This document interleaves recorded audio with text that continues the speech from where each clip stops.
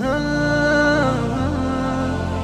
वालेकुम, मेरा नाम डॉक्टर मोहम्मद काशिफ शाज़ली है। मैं इंटरवेंशन रेडियोलॉजिस्ट हूँ और chairman imaging services Indus hospital networks हूँ।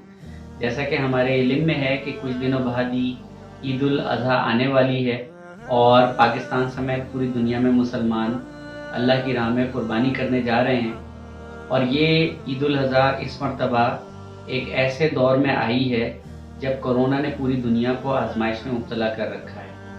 लिहाजा अपनी हिफाजत और दूसरों की हिफाजत बहुत ज़रूरी है। कोरोना का कोई इलाज तो है नहीं, कोरोना का इलाज है एहतियात। लिहाजा एहतियात बेइंतहा ज़रूरी है और ये एहतियात 3 दर्जों में होगी। पहला दर्जा जानवर की ख़रीदारी, दूसरा मरहला ईद वाले दिन और तीसरा मरहला जानवर की कुर्बानी के बाद का दौरानिया है।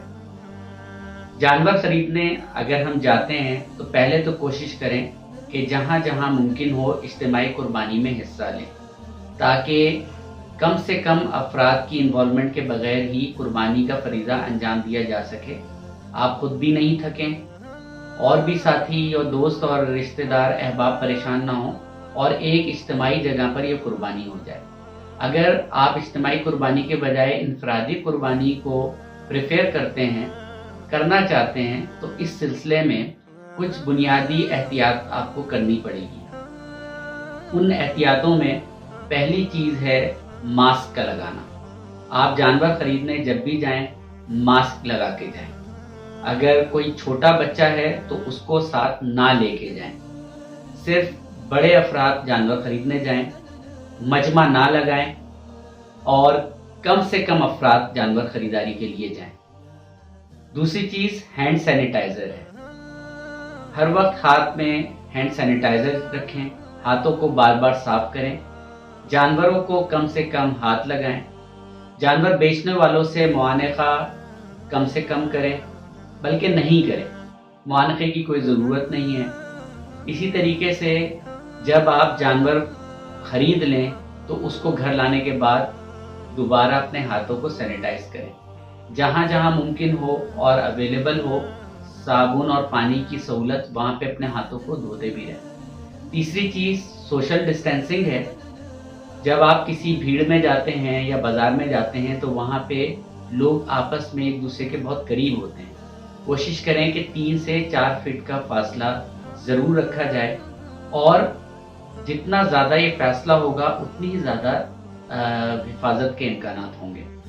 जानवर खरीदारी के दौरान कम से कम वक्त लगाइए, जल्द से जल्द जानवर की खरीदारी से फारिग हों और कम से कम मजमे वाली जगहों पर जाएं। जब आप जानवर खरीद लें और घर ले आएं तो घर के अंदर भी कम से कम रश हो। हमारे यहाँ ये भी एक रिवाज है कि मोहल्ले के अंदर दर्जनों लोग जानवर देखने आते हैं, जानवर को टहलाने के लिए दर्जनों बच्चे जमा हो जाते हैं और फिर बीमारी के फैलने के इम्कानात भी होते हैं। जब आप जानवर को घर ले आएं तो घर लाने के बाद इस बात का ख्याल रखें कि उस जानवर की वजह से अड़ोस पड़ोस में मोहल्ले में किसी को कोई परेशानी ना हो। इस जानवर की जो भी ज़रूरियात हैं वो तो आप पूरा करें, लेकिन इंसानों का ख्याल रखना बहुत ज़रूरी है। अगर आप इंसानों का ख्याल नहीं रखेंगे और सिर्फ जानवर का ही ख्याल रखेंगे तो इस कुर्बानी में नक्स रह जाएगा। इंसानों को तकलीफ देना गुनाह है। आपके जानवर की वजह से या आपके किसी अमल की वजह से अगर किसी दूसरे इंसान को, किसी पड़ोसी को ख़ास तौर पर परेशानी होती है तो इस सवाब के बजाय गुनाह का काम है। लिहाजा इससे बचिए। सफाई का ख़ास ख्याल रखें। जो भी कुर्बानी का आपने एस्टीमेट लगाया है, एक उसमें आपकी ट्रांसपोर्टेशन शामिल होती है, उसमें जानवर की कीमत शामिल होती है, उसमें कसाई की कीमत शामिल होती है। उसके अंदर 500 और 1000 रुपए आप इस बात के भी रखें कि जानवर जो भी गंदगी फैला रहा है उस गंदगी को साफ किया जा सके। खाकरोब को पैसे दीजिए, अपने घर के मुलाजमीन को एक्स्ट्रा पे कीजिए और उस गंदगी को साफ कीजिए। बकरीद वाले दिन कोशिश कीजिए कि कुर्बानी का दौरानिया कम से कम हो, जल्द से जल्द कुर्बानी से फारिग हों। भीड़ और रश लगाने वाली जगहों पे ना खुद जाएं, ना बच्चों को जाने दें और ना ही अपने घर पर मजमा करें। कम से कम लोगों के साथ कुर्बानी का अमल अंजाम दें। कुर्बानी दिखाने के लिए नहीं, अल्लाह के लिए होती है। लिहाजा इस अमल को जितना स्विफ्टली आप करना चाहें, जितने कम अफराद के साथ करना चाहें, उतना बेहतर होगा। कुर्बानी करने के बाद आप जैसे ही फारिग हों तो गोश्त को कोशिश करें कि गोश्त जल्द से जल्द डिस्ट्रीब्यूट हो। उस डिस्ट्रीब्यूशन के अंदर भी मजमा लगाने की ज़रूरत नहीं है, बल्कि उसको पैक करके आने वाले दिनों में अपने रिश्तेदारों के यहाँ पहुँचाया जा सकता है। अगर कुर्बानी वाले दिन कोई कचरा निकलता है, जिस्म में से फुजलात निकलते हैं, उसकी सफाई भी मुमकिन बनाइए। गली और मोहल्ले के अंदर फुजलात का फेंक देना दूसरों को तकलीफ का सबब जहां बनता है, वहीं बीमारियां फैलाने का सबब भी बनता है। ईद के दिन हम लोग नमाज पढ़ने भी जाते हैं और ये नमाज हमारे लिए वाजिब है। ये इज्तिमा गाह में होती है और ज़रूरी भी है।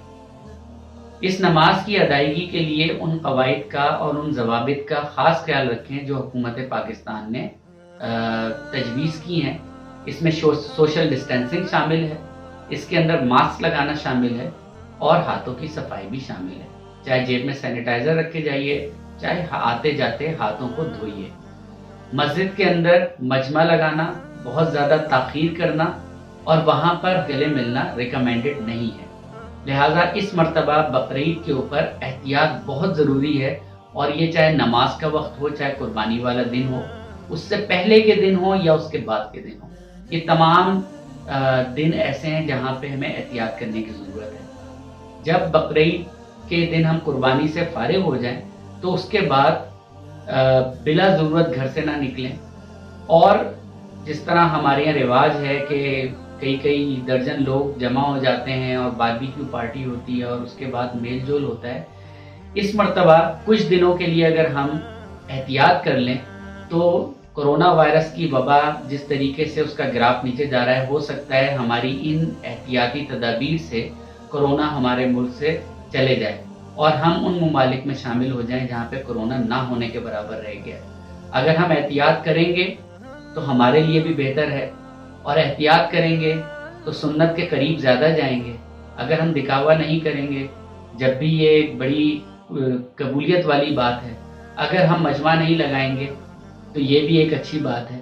अगर हम सफाई का ख्याल रखेंगे, अपने पड़ोसियों का ख्याल रखेंगे, तो हमारी ये कुर्बानी अल्लाह के यहाँ कबूलियत का शर्फ हासिल करने के ज़्यादा करीब होगी। लिहाजा एहतियात कीजिए, एहतियात ही इलाज है।